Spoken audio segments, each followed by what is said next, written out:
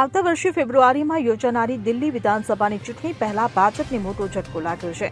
BJP નેતા રમેશ પહેલવાન અને તેમની પત્ની કુસુમલતા આપમાં જોડાયા છે. કુસુમલતા હાલમાં કોર્પોરેશન કાઉન્સિલર છે. આજે બંને આપના રાષ્ટ્રીય સંયોજક અરવિંદ કેજરીવાલની હાજરીમાં આમ આદમી પાર્ટીનું સભ્યપદ લીધું. રમેશના આપમાં જોડાવા અંગે અરવિંદ કેજરીવાલે કહ્યું કે રમેશ પહેલવાન અને તેમની પત્ની કુસુમલતાને ફરીથી આપમાં સામેલ કરીને હું ખૂબ ખુશ છું.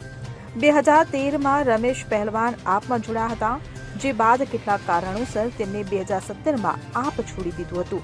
હવે 7 વર્ષ પછી આપમાં તેઓ ઘર વાપસી કરી રહ્યા છે તેવું અરવિંદ કેજરીવાલે નિવેદન આપ્યું હતું. Bureau report CN24 news. હવે જુઓ દેશ દુનિયાની તમામ ખબરો તમારી આંગળીના ટેરવે. ઉઠાવો મોબાઈલ અને Google Play Store પરથી ડાઉનલોડ કરો અમારી CN24 ન્યૂઝ મોબાઈલ એપ.